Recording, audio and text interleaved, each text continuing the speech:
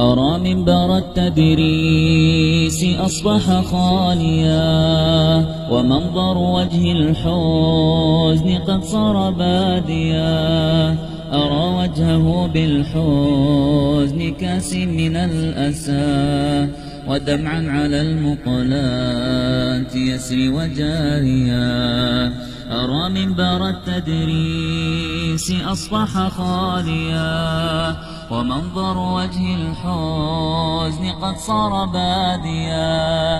أرى وجهه بالحزن كاس من الأسى، ودمعا على المقلات يسري وجاريا. أيا منبر التدريس مهلا ما الذي كساك بهذا الحزن، فالحزن ساديا.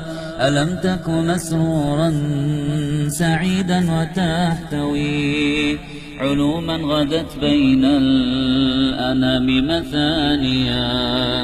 ألم يك داعي العلم يسطع نوره، ومنك جموع تجتني العلم دانيا؟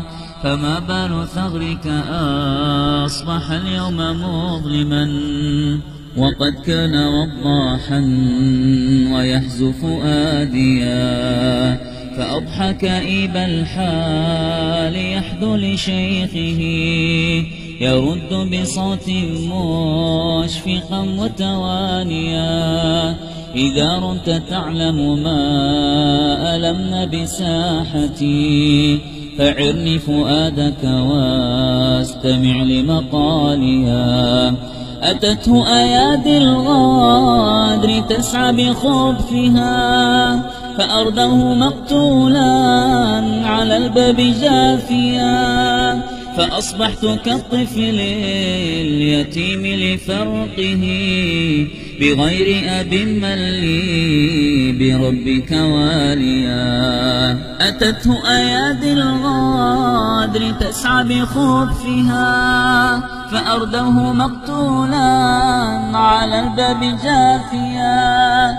فأصبحت كالطفل اليتيم لفرقه، بغير أب من لي بربك واليا.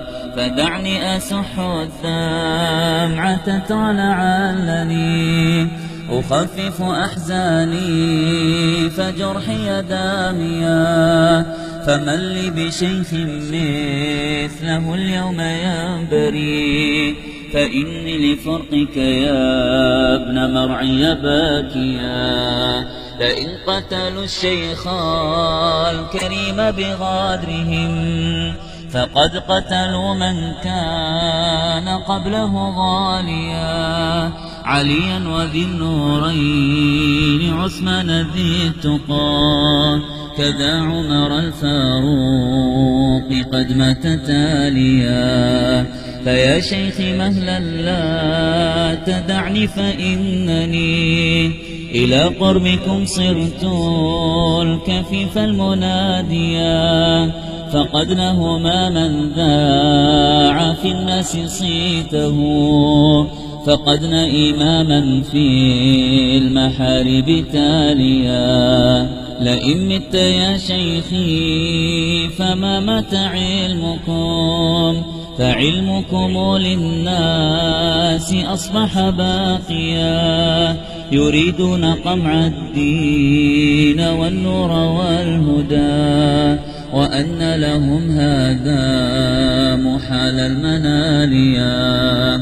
يريدون قمع الدين والنور والهدى، وأن لهم هذا محال المناليا. فيا رب أسألك الثبات على الهدى، وغفران ذنب قد جرى بفعاليا. يريدون قمع الدين والنور والهدى، وأن لهم هذا محال المناليا. فيا رب أسألك الثبات على الهدى، وغفران ذنب قد جرى بفعالها، وصلى إله الكون والصحب والأولى على خير رسل الله أحمد هاديا. وصلى إله الكون والصحب والأولى على خير رسل الله أحمد هاديا. على خير رسل الله أحمد هاديا.